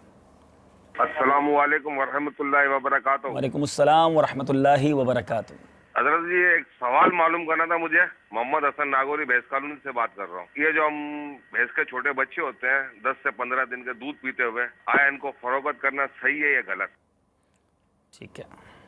السلام علیکم ورحمۃ اللہ وبرکاتہ. وعلیکم السلام ورحمۃ اللہ وبرکاتہ. میں عبدالجبار اتاری باب المدینہ سپر ہائی وے سے بات کر رہا ہوں. سوال میرا یہ ہے کہ ایک ہمارے دودھ کے کام میں یہ معاملات ہوتے ہیں کہ ہم پورے سال کی بندی فکس کرتے ہیں دودھ کی کوانٹٹی کے حساب سے, کہ ہمارا ایک بھینس والے فارمر سے ہمارا ایک طے ہو جاتا ہے کہ ہم نے پورے سال آپ سے مثلاً 10 من دودھ روزانہ لینا ہے. کیا آیا پورے سال کے مال کے اوپر اس سے اس دودھ کی قیمت تعین کر کے اس سے کام کرنا, اس کی قیمت تعین کر کے اس سے کام کرنے کے بارے میں کیا شرعی احکامات ہیں؟ دوسرا سوال میرا عرض یہ ہے کہ اس میں ہمارے کام کے اندر ایک مسئلہ یہ ہوتا ہے کہ دودھ فارم سے اٹھا اس کے بعد ریٹیلر کے پاس گیا, لیکن ہماری جو پوزیشن ہے, ہم مڈل مین جسے آپ ایز اے کمیشن ایجنٹ کہہ لیں, بروکر کہہ لیں, تو ہمارا اس میں کمیشن ہوتا ہے. تو اس کمیشن کے حوالے سے ہمارا اس میں کمیشن کیسا ہے؟ کیونکہ نہ دودھ ہماری ملک میں آ رہا ہے, نہ ہم اسے اپنے قبضے میں لے رہے ہیں, اور نہ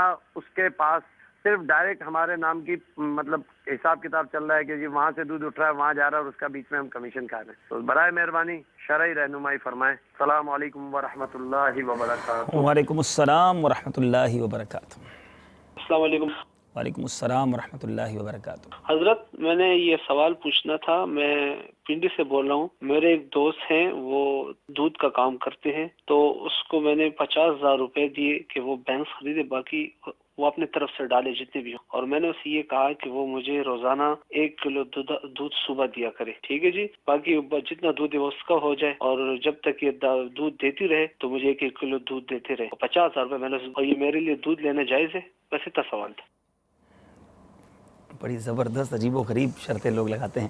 بہرحال سوال کے جواب بھی لیں گے انشاءاللہ. حسن بھائی تھے, حسن ناگوری بھائی, ان کا سوال تھا حضور کے بھینس کا 10-15 دن کا جو بچہ ہوتا ہے، دودھ پیتا بچہ، اس کو بیچنا کیسا؟ دیکھیے بچہ بھی مالک کی ملکیت ہے، اس کا مال ہے، اس کو بیچنا بھی جائز ہے. ٹھیک ہے. اور ظاہر بات ہے جو اسے لے کر جائے گا تو وہ بھی اس کا خیال رکھے گا. ممکن ہے بسا اوقات یہ ہوتا ہے کہ بچہ مر جاتا ہے بھینس کا، دودھ دینا چھوڑ دیتی ہے وہ، تو اس بچے کی ویلیو بڑھ جاتی ہے. تو پھر دوسرا بچہ لے کر جاتے ہیں اور وہ بچہ اس کے ساتھ لگاتے ہیں تو پھر وہ دودھ دیتی ہے. اچھا. یہ تو بہت زیادہ معمولی چیز ہے. تو وہ بھی اس کا خیال رکھے گا. رہی بات یہ کہ وہ دودھ کیسے پیے گا اور کیا ہوگا، اس کا بیچنا بھی جائز ہے.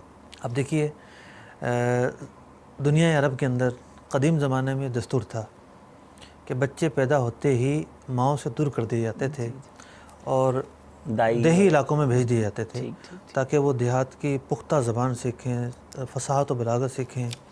خود ہمارے نبی اکرم صلی اللہ علیہ وسلم کو پیدائش کے بعد بھیجا گیا. حضرت حلیمہ سعدیہ رضی اللہ تعالیٰ عنہ نے آپ کو لیا، دودھ پلایا.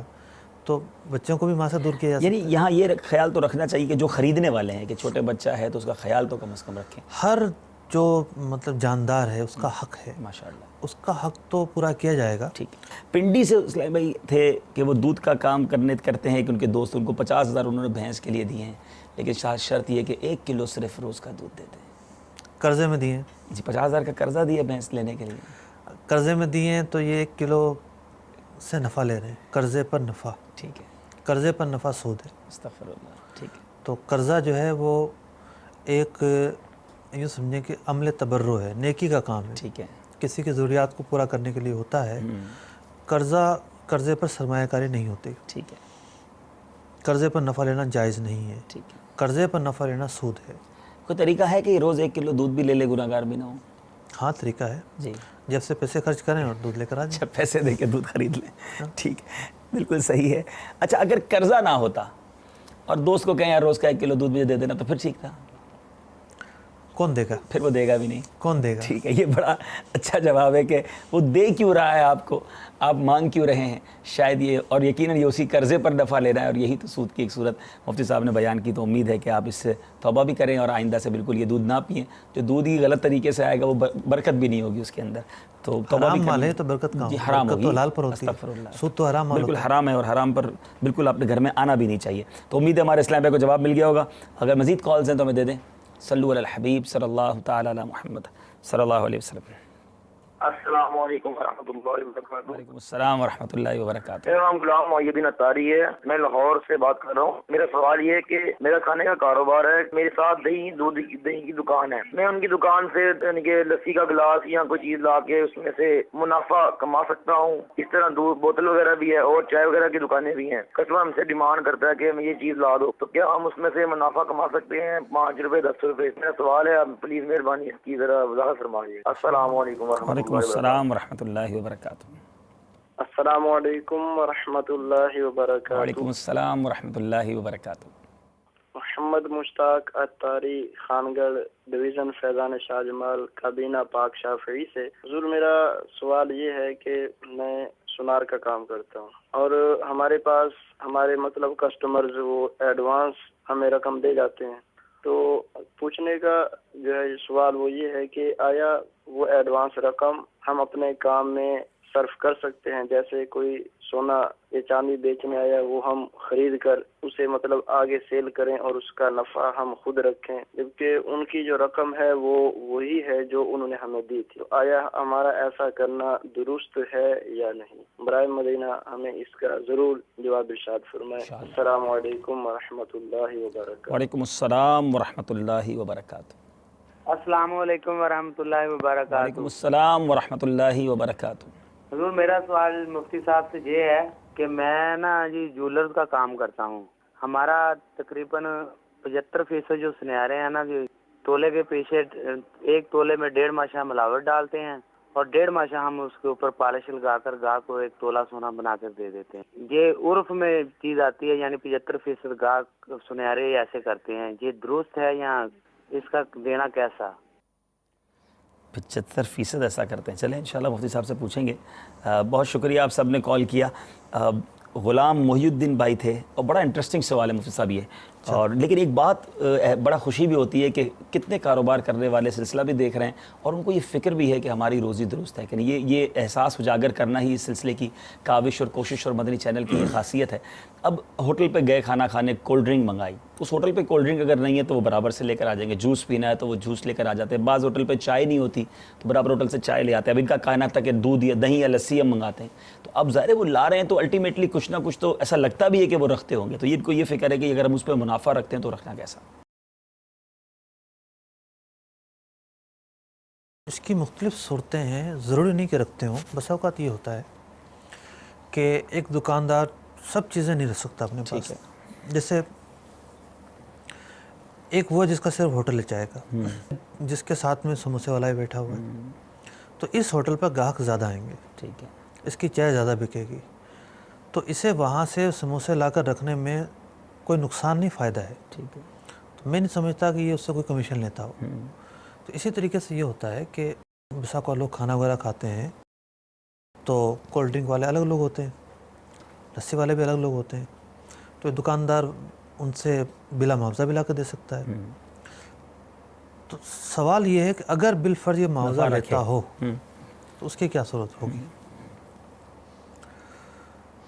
دیکھیے, اس نے گاہک نے کسی ہوٹل والے سے طلب کیا بوتل بھی چاہیے مجھے. اس بوتل کی جو قیمت ہے جو بھی ہے 20 روپے 25 روپے, ہوٹل والا وہی وصول کرے گا. ٹھیک ہے, لیکن یہ بوتل اس کو وہاں سے خریدنی پڑ رہی ہے یا اسے کمیشن مل رہا ہے. ٹھیک ہے, اصل صورت ہے کیا. ٹھیک ہے, اگر ایسا ان کا طے ہے کہ جناب اس ہوٹل والے کو جب بھی بوتل چاہیے گی تو یہ دکاندار 24 روپے کی اس کو دے گا, ٹھیک ہے, اور یہ 25 روپے کی اس کو دے دے گا, ٹھیک ہے, یہ جائز عمل ہے. ٹھیک ہے, اس نے ایک جس طریقے سے اپنی دیگر چیزیں مارکیٹ سے خرید کر پرووائڈ کی ہیں, اسی طریقے سے وہ ایک برابر سے بوتل خرید کر بھی اسے دے رہا ہے. ٹھیک ہے, تو سستی خریدی 1 روپیہ رکھ کر دے دی. ٹھیک ہے. اور اگر یہ ہے کہ جناب ہمارے گاہک جو آئیں گے اس پر جو ہے بوتل آپ کے ہوٹل سے آئے گی اور ہم چونکہ لے کر آپ کے پاس سے آئیں گے اور ہمارے ہوٹل کی وجہ سے آپ کی بوتل بکے گی, ہم 1 روپیہ کمیشن لیں گے, اس کی بھی گنجائش ہے. ٹھیک ہے, تو دونوں صورتوں میں گنجائش نکلتی ہے. ٹھیک ہے, یعنی رکھ سکتے ہیں. اچھا, اب گاہک کو ظاہر یہ تو کوئی کہتا نہیں ہے کہ وہاں سے اتنے کی ملی ہے, تو وہ گاہک تو نارملی کو بل میں اس کو شامل کر دیا جاتا ہے. دیکھیں, گاہک کی ڈیلنگ کس سے ہو رہی ہے. گاہک تو ہوٹل والے کو کہہ رہا ہے. اگر یہ اس سے لے رہا ہے تب یہ صورتیں ہیں. اگر گاہک کہے کہ برابر والی دکان سے یہ جا کر لے آؤ, پھر ذرا کلام. اچھا, ہاں, اگر بعض اوقات یہ ہوتا ہے منرل واٹر نہیں ہوتا ہوٹل پہ, تو جو ویٹر ہوتا ہے اس کو پیسے دیے کہ جا کے برابر والی دکان سے منرل واٹر لے آؤ, تو اب وہ اسی ریٹ پہ لانا ہوگا جتنے میں ملا ہے. اب یہ اس کا وکیل ہے. ٹھیک, اب نہ تو یہ دکاندار کے لیے کام کر رہا ہے, ٹھیک ہے, اور نہ ایسا ہے کہ دکان سے خود اپنے لیے خرید کر لے کر آئے اور آگے بیچا. ٹھیک ہے, اب صورت جدا ہو جائے گی. ٹھیک ہے, تو اب وہ ریٹ ٹو ریٹ دینا ہوگا. ریٹ ٹو ریٹ دینا. امید ہے کہ بہت کلیئر ہو گیا ہوگا کانسیپٹ. اور یہ بہت سارے ہوٹلز والے, یہ جو اس طرح کی چائے کی ہوٹل وغیرہ والے ہوتے ہیں, ان کے لیے امید ہے کہ رہنمائی کا سامان ہوگا. محمد مشتاق بھائی خان گھر سے تھے, آگے بہت طویل ایڈریس تھا, میں نے اس کو شارٹ کر دیا ہے. اور ان کا وہ سونار کا کام کرتے ہیں, اور ان کا کہنا یہ تھا کہ کسٹمر ایڈوانس رقم ہمیں دے جاتا ہے, اس کے بعد ہم اس کا کام کر رہے ہوتے ہیں, لیکن وہ ایڈوانس رقم سے ہم مزید کوئی بزنس کر سکتے ہیں یا نہیں کر سکتے. ویسے تو یہ ایک سوال ہے, لیکن اس سے پہلے ایک سوال اور بنتا ہے جی, کہ کسی بھی سودے میں ایڈوانس رقم دینا کیسا. تو ایڈوانس رقم جو ہے وہ ہر سودے میں نہیں دی جاتی. جہاں بے سلم ہے وہاں یہ ہوتا ہے کہ رقم پہلے دے دی جاتی ہے, ساری رقم. سونار ساری رقم عام طور پر نہیں لیتے, ساری رقم دے دی جاتی ہے. پھر اس کے شرائط ہیں بے سلم کی, ہم پچھلے سلسلوں میں بات بھی کر چکے ہیں, اور اس کی تفصیل میں یوں بیان نہیں کر رہا کہ ایسا بہت کم ہوتا ہے کہ سلم ہو. عام طور پر یہ ہوتا ہے کہ لوگ اپنے زیورات بنواتے ہیں آرڈر پر سوناروں سے. پہلے ڈیزائن دیکھتے ہیں, مطلب سونا اور بسکٹ خریدنے والے تو بہت کم لوگ ہوتے ہیں, لیکن زیادہ تر جو لوگ ہیں وہ زیورات بنواتے ہیں سوناروں سے. تو اب جو بنانے کا سلسلہ ہے یہ ہے بے استثناء. صحیح. اور بے استثناء کے اندر پیشگی رقم دینا جائز ہے. ٹھیک ہے. تو وہ جو رقم ہے اس کے پاس ایک وقت تک تو امانت ہی ہوتی ہے, ایک وقت ایسا آتا ہے کہ وہ اس کا شے کا معاوضہ بن جاتی ہے, تو اس رقم کو صرف کرنا اس کے لیے حلال ہے. ٹھیک ہے.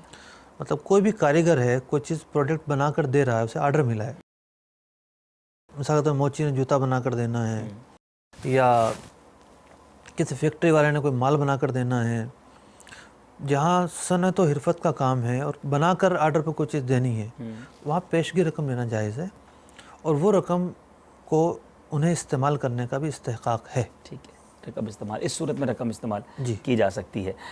इसी तरह एक और ज्वेलर हमारे इस्लामी भाई थे। आज कमाल ये हो रहा है कि जब हमारे दूध वालों ने कॉल किया तो सारे दूध और भैंस वाले एक साथ आ गए। अब ज्वेलर्स माशाल्लाह आ रहे हैं। अब ज्वेलर के इस्लामी भाई का सवाल ये था, अब उनका एक बड़ा अजीब जुमला था कि हमारे 75% जो सुनियारे यही करते हैं कि 1 तोले में 1.5 माशा मिलावट होती है और बाकी 1.5 माशा के करीब पॉलिश होती है। सोने में मिलावट तो होती है, ठीक है, नो डाउट, ठीक है, क्योंकि कोई भी सुनार जो है 22 कैरेट की चूड़ियाँ बना कर नहीं देगा आपको। ठीक है, अच्छा, वो हाथ में ठहरेंगे नहीं, अच्छा, नरम हो जाएंगी, अच्छा, यूँ हो जाएंगी बिल्कुल। अच्छा, तो लेकिन ये है कि जो जितनी मिलावट होती है उतने हिसाब से सोने का जो कैरेट है, मेयार जो है वो गिरता चला जाता है। जो स्टैंडर्ड जिस रकम का ऐलान किया जाता है, जनाब सोना इतने का 10 तोला हो गया, इतने का 10 ग्राम हो गया, 1 तोला हो गया, वो होता है 24 कैरेट का रेट। ठीक है, लेकिन जेवरात 24 कैरेट में नहीं बनते। ठीक है, अगर कोई ख़ास जेवर है, जैसे चूड़ियाँ मैंने कहा नहीं बनेंगी और चीज़ें मुमकिन है बन जाएँ, तो फिर गाहक का तकाजा होता है कि जनाब इतने कैरेट में बनाओ। दूसरी सूरत में 20 के कैरेट के रेट अलग होते हैं। 24 से 20 में क्यों आया, उसमें खोट शामिल हो गई है। ठीक है, 18 के अलग होंगे, 16 के अलग होंगे, तो हर एक कैरेट के रेट भी अलग होते हैं। ये अंडरस्टूड है कि सोने में मिलावट होती है, लेकिन वो मिलावट शो की जाती है, बता ही जाएगी कितनी इसमें मिलावट कि जनाब ये इस कैरेट का सोना है और उस कैरेट के सोने में जितनी मिलावट होनी चाहिए उतनी ही है, उससे ज़्यादा ना, उससे ज़्यादा नहीं। ठीक है, ये ना हो कि 16 वाले को 18 कह दिया। तो जितनी मिलावट है उतनी मिलावट को ज़ाहिर किया जाए। तो मज़ीद तफसील के लिए आप दारुल इफ्ताह सुन्नत रब्ता कीजिए। लेकिन फार्मूला बड़ा अच्छा मुफ्ती साहब ने दिया और ये तमाम कारोबार के लिए फार्मूला है। अगर आपके माल में कोई कमी है या आप किसी और चीज़ की मिक्सिंग कर रहे हैं और शायद उसकी बेहतरी के लिए कर रहे हैं, मगर उसको डिक्लेयर करना चाहिए, बताना चाहिए ग्राहक को, वो ये समझे कि 100% प्योर है। और अगर सब उर्फ है इतना परसेंटेज खोट होने का, तो फिर उसको बताने की हाजत तो नहीं होगी। देखिए सोने की जो मार्केट है इसमें तो लोग अंधे होते हैं। मतलब जो ग्राहक हैं वो बिल्कुल गाय हैं, उनको कुछ भी नहीं पता। ठीक, बाज़ औक़ात पहली बार ही जाते हैं, कुछ भी नहीं पता होता। और जितना मतलब कि चुना सुनार लगाते हैं शायद ही किसी और फील्ड का आदमी लगाता हो। सुनार पर हमने सिलसिला भी किया है और उसकी तफसीलात मज़ीद अगर जानना चाहें तो आप दावत इस्लामी की वेबसाइट पर जाकर पुराने सिलसिले डाउनलोड अगर करें और उसमें देखें, हमने हमारे एक तहकाम तिजारत के जो शुरू के सिलसिले थे उसमें बड़ी ज़बरदस्त डिबेट हुई थी, बल्कि सुनार इस्लाम पे भी हमारे साथ बैठे थे और हमने ये सुनार मार्केट पर सिलसिला किया था। कॉल्स की तरफ चलते हैं, देखते हैं कहाँ से इस्लाम में हमसे क्या पूछना चाहते हैं। सल्लु अलल हबीब सल्लल्लाहु तआला अला मुहम्मद सल्लल्लाहु अलैहि वसल्लम। अस्सलाम वालेकुम। वालेकुम अस्सलाम व रहमतुल्लाहि व मेरा बरकातहू। मुफ्ती साहब से एक ये सवाल है, जो अभी सवाल आया था कि जो छोटा बच्चा 10-15 दिन का दूध पीता हुआ बेचा जाता है, उसको ज़िबा कर दिया जाता है गोश्त के लिए, ऐसा करना कैसा जायज़ है कि नहीं? अच्छा, ठीक है। अस्सलाम वालेकुम व रहमतुल्लाहि व बरकातहू। वालेकुम अस्सलाम व रहमतुल्लाहि व बरकातहू। जनाब अली, अभी जैसे मुफ्ती साहब ने इरशाद फरमाया कि बच्चे का बेचना कोई गुनाह नहीं है और वो जो खरीद कर लेकर जाएगा उसकी एहतियात वो करेगा, लेकिन अगर हमें पता हो गई इसको ले जाकर इसको बेचे, काट लेगा और काट के इसको मतलब मटन गोश्त बनाकर इसको बेचेगा, तो ऐसे को वो बेचना कैसा, जबकि हमें यकीन है कि ये ले जाकर इसको काटेगा और ये धोखाधड़ी के काम में इस्तेमाल करेगा, हमें मालूम हो। उस वक्त अगर हम उसको बेचे तो हमारा बेचना कैसा और उसका खरीदना कैसा? अस्सलाम वालेकुम व रहमतुल्लाहि व बरकातहू। वालेकुम अस्सलाम व रहमतुल्लाहि व बरकातहू। मेरा मुफ्ती साहब से सवाल ये है कि आजकल जो भी कारोबार किया जाता है उमूमन उसमें तस्वीर वगैरह चीज़ों की बनी होती हैं जिस पर बदनिगाही होती है। ऐसी सूरत में हम कौन सा ऐसा काम करें जो हम करें और गुनाहों से भी बच जाएं और हलाल रोजी भी कमा सकें? मेहरबानी फरमाकर इस बारे में हमारी रहनुमाई फरमा दें। अस्सलाम वालेकुम व रहमतुल्लाहि व बरकातहू। सब छोटे बच्चे का मसला तो अब वापस आ गया है और दो कॉलर्स ने यही बताया कि वो काट देते। और ये तो बड़ी अजीब बात पता चली कि उसको मटन गोश्त बनाकर, क्योंकि छोटा होता होगा तो भैंस नहीं बल्कि बकरे का गोश्त बनाकर बेचते हैं। क्या फरमाते हैं? बच्चा है और काटा जाएगा اور بچہ ہونے کی وجہ سے ایک رحم کا جو سوال پیدا ہو رہا ہے، مگر یورپ کے اندر جو ہے وہ اب تو یہ باتیں ہو رہی ہیں کہ وہ جو بڑا جانور ہے اس کو بھی پہلے ایک انجیکشن دیا جائے، بے ہوش کیا جائے، اور بعض لوگ یہ کہہ رہے ہیں نہیں جی کرنٹ دیا جائے تاکہ مدہوش ہو جائے اور آدھے تو مر جائیں گے جانور، پھر اسے ذبح کیا جائے تاکہ اس پیارے جانور کو تکلیف نہ ہو۔ ٹھیک ہے، تو ہر چیز کا مرتبہ الگ ہوتا ہے۔ ٹھیک ہے، جانور کو تکلیف ہو، اللہ رب العزت نے بہت ساری چیزیں انسان کی بنیادی ضروریات کے لیے پیدا کی ہیں۔ کیا بات ہے، سبحان اللہ۔ اور حلال و حرام کا ضابطہ اللہ تعالیٰ نے ہی ہمیں بتایا ہے۔ ماشاءاللہ۔ اور یوں سمجھیے آپ کہ جتنی تکلیف ماں برداشت کرتی ہے بچے کے لیے حمل ٹھہرنے سے لے کر پیدائش تک، اتنی تکلیف تو کوئی برداشت نہیں کرتا ہوگا۔ ٹھیک ہے، کیا ہم یہ کہیں گے کہ اتنی تکلیف برداشت ہوتی ہے لہٰذا اولاد جنہ ہی چھوڑ دیا جائے؟ ایسا نہیں ہے، ہر چیز کا الگ ایک مرتبہ ہے، کہیں تکلیف میں بھی مزہ ہے اور کہیں جو ہے وہ تکلیف ناجائز ہے۔ تو جانور جو ہے انسان کی بنیادی ضرورتوں کے لیے پیدا کیے گئے ہیں، اور میں نے تو وہاں کی عرض کی تو بلا وجہ کی حماقتیں ہیں کہ جانوروں کو یوں کیا جائے یوں کیا جائے، پھول بنا کر پھر انہیں کاٹا جائے، ایسا کچھ نہیں ہے۔ تو بچے کو بھی کاٹنا تو جائز ہے، ٹھیک ہے، اس کے کاٹنے ظاہر میں ہے یہی رحم تو پھر بڑے کے ساتھ بھی آنا چاہیے تھا، تو بیل کے ساتھ بھی آنا چاہیے تھا، بکرے کے ساتھ بھی اس آنا کے چاہیے کاٹنے میں کوئی ممانعت نہیں ہے۔ ٹھیک ہے، لیکن یہاں جو اب دھوکہ مٹن کا میں عرض گوشت، کرتا ہوں، نہ قرآن نے ہمیں منع کیا نہ حدیث نے ہمیں منع کیا۔ ٹھیک ہے، پھر یہ کہ دھوکہ تو ایسا ہوتا ہے کہ براہ راست کسائے جا کر خریدتے ہیں اور متعین ہے وہاں پر کہ یہ خریدنے والا قصاب ہے، اس کا باڑا تو کوئی ہے نہیں، تو ایسے افراد کو نہ بیچا جائے۔ ٹھیک ہے، لیکن اگر ایسا ہے کہ کوئی بھی شخص جا رہا ہے، وہ آگے جا کر کیا کرے گا؟ مختلف صورتیں بن جاتی ہیں۔ ٹھیک ہے، جیسا میں نے عرض کیا تھا کہ اگر وہی بچہ کسی ایسے بھینس کے ساتھ یا گائے کے ساتھ لگا دیا جائے جس کا بچہ مر گیا ہے تو اس شخص کی تو چاندنی ہو جائے گی، دودھ دینا واپس شروع کر دے گی، دوبارہ شروع کر دے گی۔ ٹھیک ہے، تو جہاں متعین نہیں ہے وہاں اس کے بیچنے میں کوئی حرج نہیں ہے۔ ٹھیک ہے، جہاں متعین ہے کہ یہ جا کے اس طرح ہی کرے گا تو وہاں احتیاط کی جائے، وہاں احتراز کیا جائے۔ ٹھیک ہے، باقی یہ کہ اس کو ذبح کرنے میں کوئی حرج نہیں۔ ٹھیک ہے، کیونکہ مرغی بھی ہم ذبح کرتے ہیں۔ ایک سوال اور تھا مصعب کہ تصاویر ہوتی ہیں، کچھ کاروبار ایسے ہوتے ہیں اور بعض اوقات بد نگاہی کا سامان بھی ہوتا ہے، تو ہم کوئی طریقہ بتائیں کہ اس کاروبار کے بارے میں ہم کیا کریں؟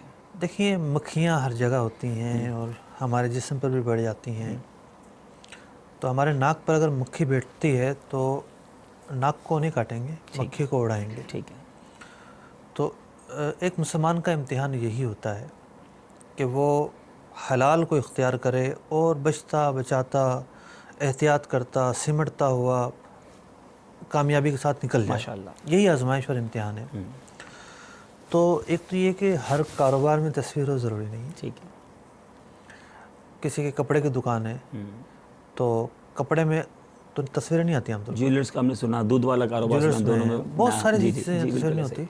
بالفرق کریانے کی دکان ہے کسی کی تو مختلف پروڈکٹ پر تصویریں بنی آتی ہیں، وہ تصویریں بھی ساری عورتوں کی ضروری نہیں ہیں۔ جہاں عورتوں کی ہوتی ہیں تو وہاں اس پر الزام نہیں ہے کہ یہ تصویریں ہیں، اس کا کوئی عمل دخل نہیں ہے۔ ٹھیک ہے، ہاں ان تصویروں کو آویزہ نہ کرے، ٹھیک ہے، ایسی نمایاں جگہ پر نہ رکھے، نمایاں جگہ پہ نہ رکھے، اس کا رخ پھیر دے اور رخ پھیر کر ان چیزوں کو آویزہ ایسی کسی پروڈکٹ پہ جس پہ ایک مطلب بے پردہ عورت کی تصویر بنی ہوئی ہے اس کو سیل اینڈ پرچیز کرنا جائز ہے؟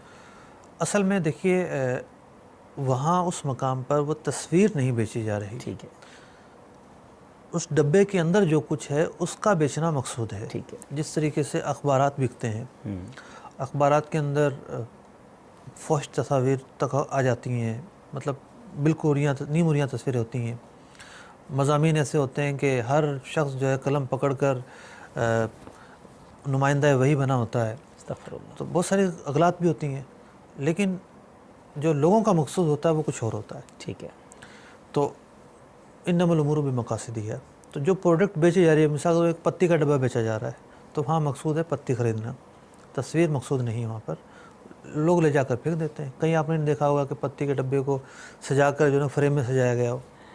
यहाँ दो बातें हैं, एक तो वाकई हल भी दिया मुफ्ती साहब ने कि उसको आवेज़ा ना करें, दूसरों के लिए बदनिगाही का सामान ना करें, लेकिन साथ साथ मुफ्ती साहब आपसे मदनी फूल चाहूँगा, वो लोग जो ये कारोबार करते हैं, अब पत्ती के डब्बे पर औरत की तस्वीर, उसकी क्या ज़रूरत है?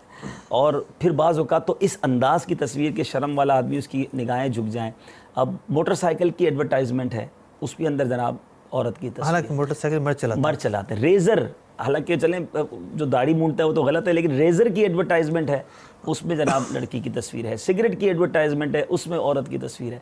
यानी इस कदर औरत को अर्जा कर दिया गया, उसको एक सिंबल बना दिया गया इश्तिहार के लिए। तो ये हो सकता है हमें ऐसे कारोबारी लोग भी सुन रहे हो, ऐसे फैक्ट्री मालिकान भी सुन रहे हो, आप ज़रा ये गौर करें कि हमें लोग ये कॉल करके पूछ रहे हैं कि हम हलाल कमाएं कैसे, उन तस्वीरों से कैसे बचें। तो जो तस्वीरें खुद छाप रहा है उसे ख्याल क्यों नहीं आता कि मैं ऐसी तस्वीरें लाखों हज़ारों की तादाद में छाप रहा हूँ? इतना बड़ा बोर्ड लगा देते हैं, लाखों लोग उस रोड से गुजर रहे होते हैं, न जाने कितनों की बदनिगाही होती होगी और उनके नामा अमल में क्या जाता होगा। असल में ये वैसे तो एक टेक्निक है लोगों की तवज्जो हासिल करने के लिए। यूँ समझिए आपके हुस्न की तरफ तवज्जो माइल होती है जी, और लोग जो हैं भूखे होते हैं और बदनिगाही के शदाई होते हैं, तो लोगों को जो है वो किस तरह अट्रैक्ट किया जाए, एडवर्टाइजिंग के अंदर ये टेक्निक है। एक मरतबा एक एडवर्टाइज वाले मिले थे, कहने लगे कि कोई भी जब हम साइन बोर्ड लगाते हैं तो 3 से 4 महीने बाद उसे तब्दील करना ज़रूरी होता है। अगर तब्दील नहीं करेंगे पार्ट ऑफ द बॉडी बन जाएगा, लोग उसको देखना छोड़ देंगे। जब तक उसको हम नए अंदाज में नहीं लेकर आएंगे, लोगों की उसकी तरफ तवज्जो नहीं जाएगी। तो इस तरीके से ये औरत को मतलब कि यूज़ करना तो दूर की बात है, छोटी बात है। ये तो औरत को कमर्शियल आइटम बना दिया गया है, यानी मतलब गोया कि औरत एक ऐसी चीज़ है जो बिक रही है हर जगह। तो हमारी शरीयत ने तो उसे तकद्दुस दिया है, एहतराम दिया है। अगर यही रोशन ख्याली है जिसको लोग कहते हैं लिबरलिज्म होना चाहिए, जनाब ब्रॉड माइंडेड होना चाहिए, ये औरत इसलिए तो नहीं थी। इस्लाम एक तकद्दुस का ज़हन देता है, चादर और चार दीवारी का ज़हन देता है, और इस तरह औरत को रोड पे लगा के रख दिया गया कि जिसको देखना है, जिस नज़र से देखना है देखते हुए गुजरे। और जो शर्म वाले लोग होते हैं, हया वाले होते हैं, उनकी निगाहें झुक जाती हैं। और फिर बदनिगाही का जो कॉन्सेप्ट है, आप ये देखिए कि हमारे शहरों में किस कदर महफिलें मिलाद होती हैं जी, एक से बढ़कर एक नात ख़्वां जो है माशाअल्लाह बारगाह रिसालत में हदिया दुरूद सलाम पेश करता है, हदिया नात पेश करता है। कभी भी किसी अखबार में, किसी न्यूज़ में बढ़ा चढ़ाकर पेश नहीं किया जाएगा कि नात ख़्वां ने समा बांध दिया, नात ख़्वानी ने जनाब मैदान लूट लिया, और किसी ऐसे फंक्शन का जिक्र हो जहाँ औरतें नाच रही हों, जहाँ औरतें जो है वो कैट वॉक के नाम पर जो है अपना जिस्म और हुस्न बेच रही हों, तो बड़ी नुमाया उसको कवरेज दी जाती है। यूँ हो गया, यूँ हो गया, यूँ हो गया। मुझे डायरेक्टर साहब बता रहे हैं कि हमारी जो पाकिस्तान के न्यूज़ चैनल की हेडलाइन में अलग से एक हेडलाइन होती है कि आज जनाब यहाँ फैशन शो हुआ, यहाँ कैट वॉक हुई, यहाँ ये तमाम चीज़ें। वो नात ख़्वानियाँ क्यों नहीं मौजूद बहस बनती? अल्लाह अल्लाह। वो जो मतलब के महफिलें, इल्म अदब की महफिलें, इल्म दीन की जो महफिलें हैं कितनी सतह पर होती हैं, जगह जगह पे होती हैं, वो क्यों नहीं मौजूद सुखन बनती? सिर्फ ऐसी चीज़ें गुनाह को प्रमोट किया जा रहा है। अल्लाह अल्लाह अल्लाह, बहुत सुलगता हुआ मौजू है। और ये समझिए कि आप बेदीनी मुसलमानों के अंदर पैदा की जा रही है जी, कि जब भी ऐसा मामला आता है, हबीब करीम अलैहिस्सलाम से मुताल्लिक़ कोई बात ये सुनना गवारा नहीं करते, तो इनमें बेदीनी पैदा की जाए, सेकुलरिज्म की तरफ इन्हें माइल किया जाए, मुख्तलिफ हरबे हैं। जी जी जी। अब यहाँ हो सकता है दर्द दिल रखने वाले, आका से मोहब्बत करने वाले, दीन मतीन के से प्यार करने वाले अगर हमें बिजनेसमैन सुन रहे हैं, और अगर आपकी कोई ऐसी प्रोडक्ट है जिस प्रोडक्ट पर इस तरह बेहयाई के सीन्स हैं, बेपर्दा औरत की तस्वीर है, या आप ऐसे बोर्डिंग बनाने जा रहे हैं, कोई एडवर्टाइजमेंट करने का सोच रहे हैं, और उसमें आप चाहते हैं कि इन मॉडल्स को इस्तेमाल कीजिए, मतलब पिछले प्लीज़ इसको अवॉइड कीजिए, खुदा के वास्ते अवॉइड कीजिए। पिछले दिनों शायद आप साथ थे या दारुल इफ्ता के एक और इस्लाम पे साथ थे, अरब शरीफ में हम साथ थे, और बड़ा ज़बरदस्त जुमला उन्होंने कहा था, गालिबन मुझे ऐसा याद पड़ता है आपने फरमाया था कि उस मदीना मुनव्वरा में गालिबन हम थे या मक्का पाक में, कि देखें बग़ैर औरत की तस्वीर दिखाए किसी भी बोर्ड पर कारोबार हो सकता है, शानदार कारोबार होता है वहाँ पर। किसी बोर्ड पे आप बेपर्दा औरत की तस्वीर नहीं देखेंगे, वहाँ कोई इस तरह की बेहयाई नहीं होती। तो ये लाजिम नहीं है کہ آپ جناب عورت کو دکھائیں گے تو ہی کاروبار ہوگا, بے حیائی کریں گے تو ہی کاروبار ہوگا. خدارا اللہ کے سچے وعدوں پر یقین رکھیں, اس پر توکل کریں, انشاءاللہ ضرور برکت ہوگی. تو انشاءاللہ آج میں امید رکھوں کہ اگر کوئی ایک بھی اس سے توبہ کر لے, کوئی ایک بھی اس سے رجوع کر لے, تو ہمارے سلسلے کو ہم سمجھیں گے کہ ہماری محنت وصولی. لیکن ہمیں امید ہے کہ ہماری الفاظ کا اجر اللہ تعالیٰ میں عطا فرمائے گا. تو بالکل کاروبار کرنے والوں کو تسلی مفتی صاحب نے دے دی ہے, آپ کام کیجئے لیکن اس چیز کو آویزہ نہ کریں. اور اگر مفتی صاحب یہاں اگر ایک اور میسج نہ دے دیا جائے کہ کچھ آئٹمز واقعی بہت زیادہ زو مانے جملے لکھ دیتے ہیں اور بڑی بے حیا تصویر لگا دیتے ہیں, اگر کچھ دکاندار بلکہ اس آئٹم کو لینا بند کریں, بتائیں اس اونر کو کہ دیکھیں آپ کی یہ چیزیں اس طرح ہماری بھی ماں بہنیں ہیں, تو شاید ان لوگوں کو بھی احساس ہو کہ نہیں یہ چیزیں نہیں ہونی چاہیے. بالکل بعض چیزوں بڑی گھٹیا جملے ہوتے ہیں. آپ کیا فرماتے ہیں اس بارے میں؟ اصل میں پستی جو ہے, جسے پستی قرار دیا گیا ہے, وہ اسی چیز کو قرار دیا گیا ہے کہ برائی کو برائی کہنا بھی چھوڑ دیا جائے.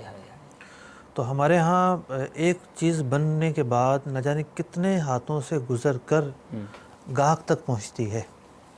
اگر درمیان گاہک کے تو کوئی چلنے ہی نہیں ہے, زیادہ زیادہ وہ اس چیز کو چھوڑے گا دوسری کو لے گا, وہاں بھی یہ معاملات ہیں.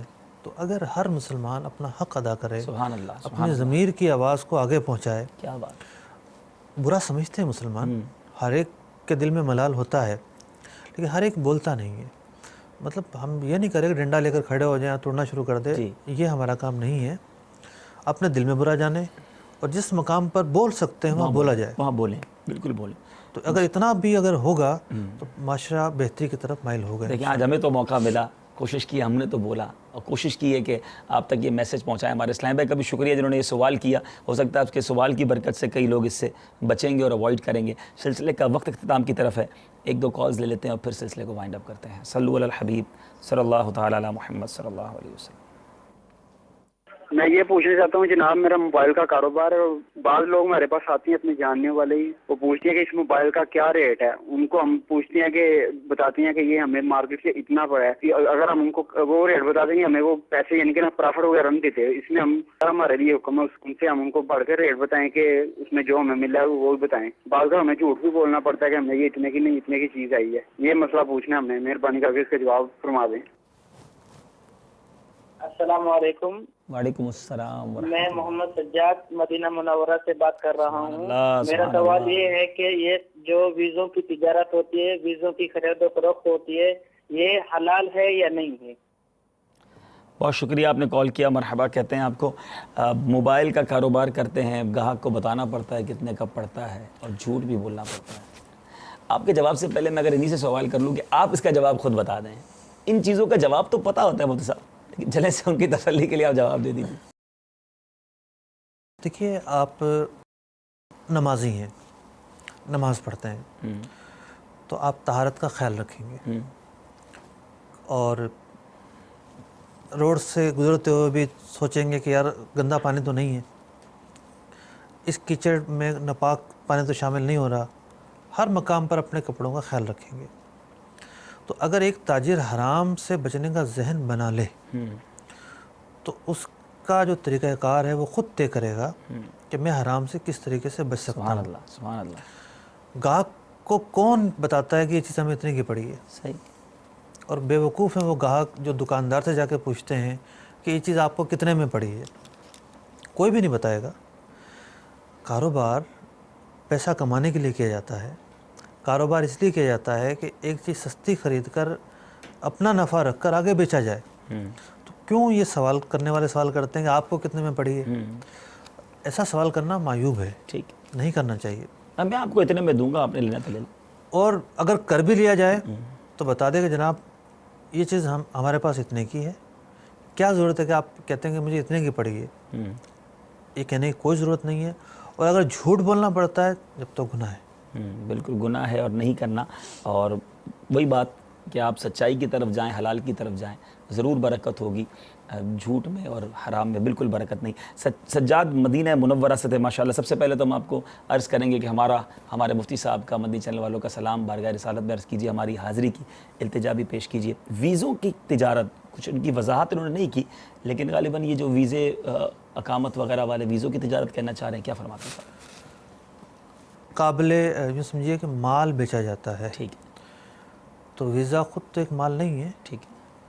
عام طور پر یہ ہوتا ہے کہ बहुत सारी कंपनियां कायम होती हैं और मिसाल के तौर पर पाकिस्तान में कोई कंपनी कायम है और अरब शरीफ में किसी कंपनी को अफराद चाहिए तो वो इस कंपनी से दरख्वास्त करेगी, ये कंपनी अखबारों में इश्तिहार देगी, लोगों को इंटरव्यू लेगी और फिर उस कंपनी को ये अफराद फराहम कर देगी।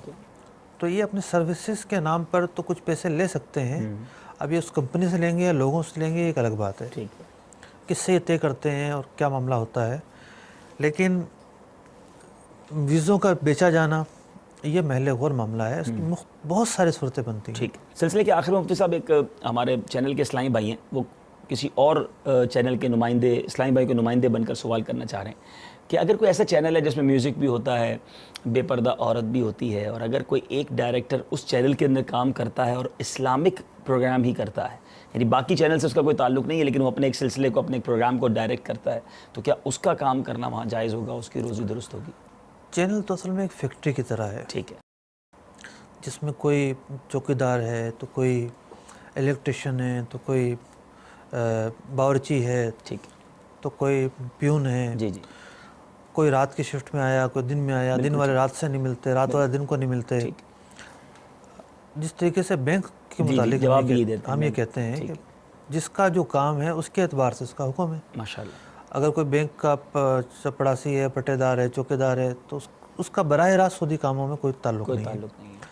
और कोई शख्स ऐसा है कि जो मजहबी प्रोग्राम बनाता है और वो मजहबी प्रोग्राम मज़हब के तकाज़े पर पूरा भी उतरते हैं, ये भी ज़रूरी है, ये भी ज़रूरी है, ठीक है, तो गुंजाइश बनती है, वरना नहीं। ठीक, उम्मीद है कि उनको भी आजकल मज़हब के नाम पर बहरा रवी भी फैलाई जा रही है। बिल्कुल ठीक है, ऐसे लोग आकर मज़हब की बातें कर रहे होते हैं जिन्होंने मज़हब सीखा ही नहीं होता। बिल्कुल ठीक है, जो मसाइल बताते हैं वो बिल्कुल किताबों में कुछ और लिखे होते हैं और बता कुछ और रहे। ये अलमिया नहीं है मुफ्ती साहब कि हमें जब इलाज कराना है तो हम प्रॉपर डॉक्टर के पास जाते हैं, हमें बिल्डिंग बनानी है तो प्रॉपर कंस्ट्रक्शन कंपनी के पास जाते हैं, मगर जब दीन की बात पूछनी है तो ये नहीं देखते कि वो मुफ्ती है कि नहीं, उनके पास इल्म है कि नहीं, जो चैनल पर आकर बैठ गया और उसने जो इंटरप्रिटेशन करनी है और आप उनसे सवालात करते हैं, इसमें कसूर आपका भी है। कोई भी शख्स लगा सकता है जी।